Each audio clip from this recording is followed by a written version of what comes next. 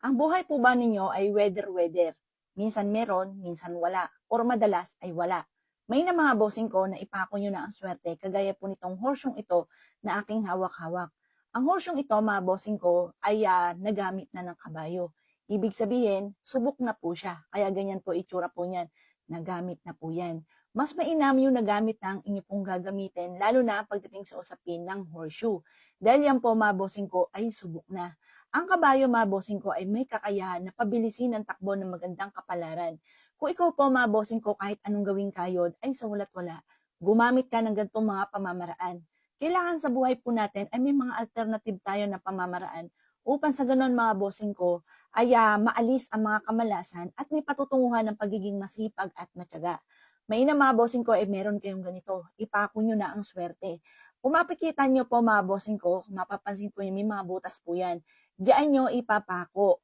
Yan, diyan kayo magpapako. Ngayon, halimbawa ito yung inyo pong pintuan. Sa pinakataas nun, may pader.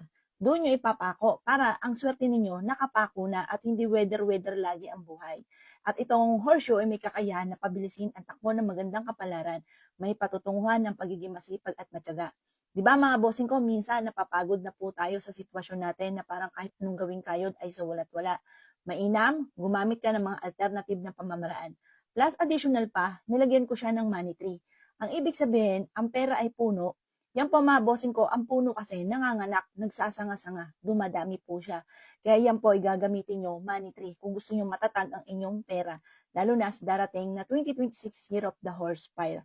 Sabi nga po nila, dahil fire po yan, kumbaga yung ating pera, mabilis din itong dadaan sa ating pong mga kamay. Mabilis mauubos. Kaya mainam, meron tayong mga ganito na alternative na pamamaraan. Ang kagandahan dito, ginawa ko siyang red. Ang red, mga bossing ko, kasi fire, mga boss, ito ang pinaka-the best na meron po kayo.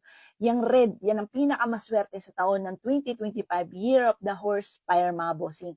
At ang kagandahan, nilagyan ko to ng butas para tagusan ng mga kamalasan. 350 pesos lamang po namin to. Ako mismo po may gawa po niyan, mga bossing. Abel nyo na po ito, mga bossing. Sariling gawa at sariling disenyo, mga boss. Abel nyo na po ito, mga boss. Kapag sa amin po kayo nag-abel, lahat ng mga pampaswerte ko, pinausukan ko tuwing umaga. Niriritulan ko po ito tuwing umaga. May kasama na nga po itong panalangin. At ito po pinapahiran din po namin ng langis na may nakababad na iba't ibang klase ng mga pampaswerte. Abel nyo na po ito, mga bossing.